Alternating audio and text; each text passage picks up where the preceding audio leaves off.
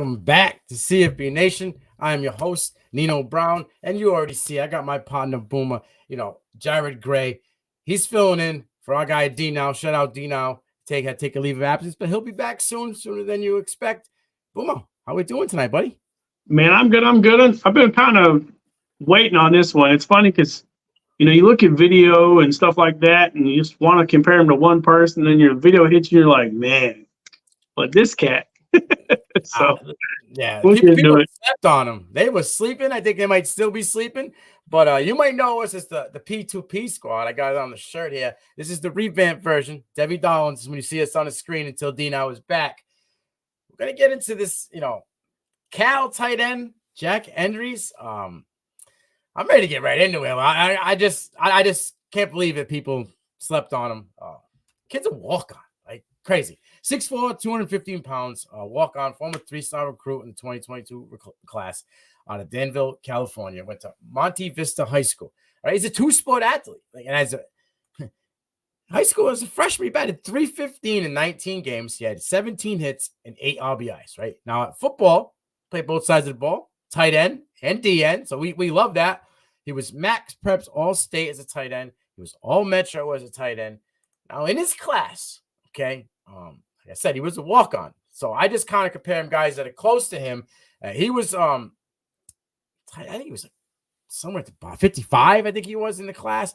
Mason Taylor, son of Jason Taylor, LSU, he was 51. And in 2 seasons, he has 74 receptions for 762 and 4 touchdowns in 26 games. And then Jeremiah Franklin went to BC. He was a 43rd tight end in the class. In 17 games, he has 193 yards, a touchdown, 11.3 per. So I guess he's kind of in between, right? Like, he's not as good as Taylor because Taylor started out right off way as a true freshman and produced. But he's kind of better than Franklin. So he's kind of crept up the rankings in that class. So what are your thoughts on him before we start really diving into him? What are your thoughts on Endries? He's got great height. He's 6'4". My only problem is he's, 215, 220. I'd love to see him get like 225 to 245.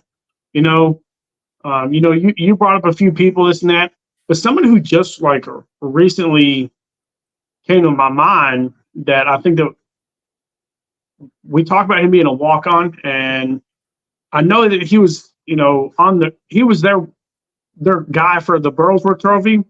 So this year when he blows out people and they're like, not only will he be a finalist for the Mackey Award, he will also win the Burlsworth Award. Ooh, look at that. I love it. Kid's got juice, man. He's got it all. And let's I think he's the next Harrison Bryant. Hey, you know what? That was the name that I'm like, the kid from Cleveland, right? That just was in a logged-in tight end room, was full of talent, never could really get out. They only had a game or two we broke out. That is I like that. Harrison Bryant went to FAU and just blew out and then won the Mackey Award. I mean, now he's at Cleveland behind Njoku. That kid's got talent, and I think it's just a matter of the room. You know what I mean? Yeah, and he's a big boy too. I think he can really stand out at Cal this coming year. I like the QBs there. We'll get into it in a little bit, but there's a lot of talent in that room, and depending on which way they go, I think he can have a big year. So let's talk a little bit about his time at Monte Vista High School. Right, as a junior, in 6 games due to COVID, he had 28 receptions, 476 yards, 6 touchdowns, 17 yards per catch. And then the following year, as a senior, in 10 games, he had 49 receptions, 579 yards, 9 touchdowns, close to 12 yards per catch. Defensive side of the ball in 10 games, he had a pick, 2 fumble recoveries, a forced fumble, and all that was done at DN. So what are your thoughts on this guy's production coming out of high school? Tight end touchdowns went up, yards per catch went down.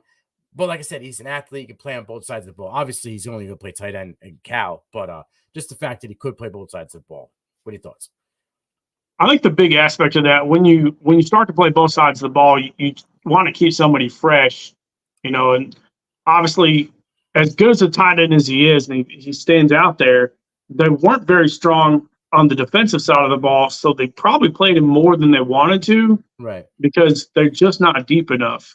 So, I mean, and when you got an athletic guy who can get interceptions and force fumbles and get fumble recoveries, you know, that's a guy that you're going to put out on the island and maybe wear him out a little bit. And, playing both sides of the ball, playing baseball. I mean, obviously, bats up over 300, which that's the number, right? For Yep. baseball. And when you got somebody like that, 50 receptions, he probably is closer to like a 75 reception guy in a really good offense. You know what I mean? And Yeah. that's just a basic school, that doesn't feature the tight end. He still had 50 receptions. Right. Exactly. But he had a lot of offers. Not from big name schools. He did have 17 offers. I'll give you a couple names. So I'm gonna Smart kid, really smart. Yale, Harvard, and Brown all gave him offers, right? Colorado State, Fresno State, San Jose State, and UNLV.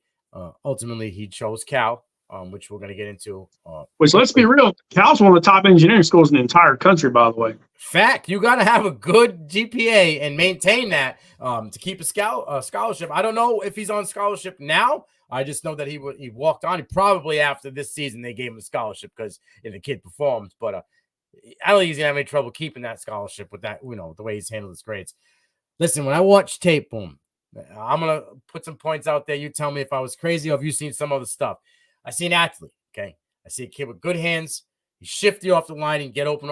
He can create separation at the line of scrimmage against linebackers and safeties, especially the smaller ones. Can work the middle of the field, right? Got great catch radius, good vision. He adjusts well on broken plays. Most tight ends that just stick to the script, can't fall off when a play just breaks down. He does well with that. For a tight end, he got a good first jab step, and he works the sidelines well. He gets up the field quickly when he gets the ball. Am I in the right ballpark here? Is that what you're seeing, or is there something else? I mean, I'm with you 100%. One thing that I love to talk about as a tight end, I want somebody that doesn't just block well interior, but downfield. Right. And he does that. I mean, if you're going to make it to the league in any aspect and be a premier guy anyway, you need to be able to block as a tight end. And he plays bigger than he is. Like I said, he's only 215. So he gets a little more room, because if his muscles get as big as that kid's brain is, then people are in trouble. So because that kid is a smart kid. Like I said, he's got great separation right up. Now you see it. He's open all the time. We made this joke about how Kelsey seems to get open in the biggest moments of a game. Listen, you got to have the knack to do that. And like guys like Harrison Bryant, TJ Hawkinson, Travis Kelsey, Njoku, they find a way to be wide open, and they're 6'5". Right. Hey, how do you miss this guy? But you see it on film. He is there. I mean, it's almost one of those things like, and the thing is, he had one drop? Yeah. In the last 2 years? I mean, one drop is ridiculous to me. I mean, that's a crazy number when you're talking about 80 passes. Catch radius is really good. You can see that dude's arms hang down to almost his knees. So I'm telling you, I think he is an absolute grab. And like you said, the hands and the shifty and getting open, you can't teach it. I mean, it's just you hope to have it. Right. And you just got a really smart kid on an average football team, because you put that kid in a big system, he embarrassing people. Right. And last year he worked with a freshman QB in Mendoza, right? So now they brought in Chandler Rogers, and now Mendoza's going to be there as a sophomore or another year in the system. You got in the backfield, who's a weapon. It's going to keep a linebacker honest every single play. He's back there. I could see a lot of Endries lining up in the slot, lining up in line, and just kind of like shifting off, chipping a block, boom. Now he's getting that 2-3 yard out and be able to work the field. We've seen a little bit of it this year. Listen, he redshirted his freshman year. This past year, 13 games, 56 targets. They tried getting him the rock, right?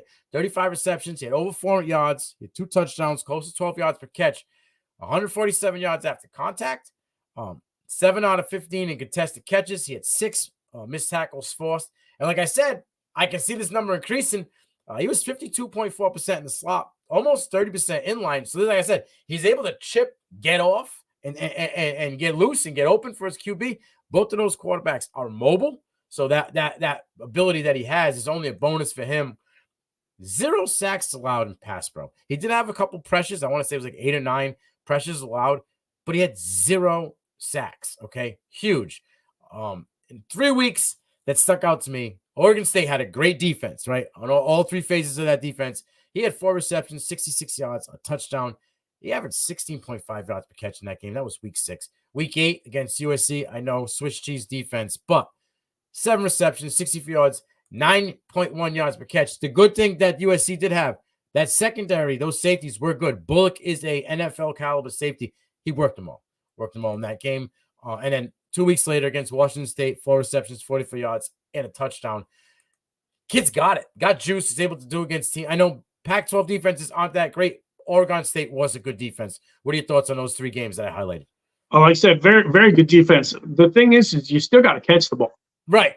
And 7 receptions for 64 yards against USC when you know that you're going to play solid DBs. They weren't really solid up front, weren't really solid in the middle, but they were very good defensive backs. And the fact that he had 7 receptions, crazy. Oregon State, like you said, they just couldn't stop him. I mean, he probably should have got 20 targets in that game because that's the one thing that they could expose is the middle. And listen, when you're getting 16 and a half yards per catch, why aren't you giving that dude the rock as much as possible? Because Oregon, it will stack the box against you and will make you throw the ball, and that's what it is. And then Washington State, you just don't know which Washington State team you're going to get. The thing is he's still really young, and he's still putting up some really good games. So he's got a lot of growing to do. And like I said, I mean, I can compare him to so many really good tight ends in the game right now. I really like Austin Stogner out of Oklahoma, who reminds me a lot of him. He just got done.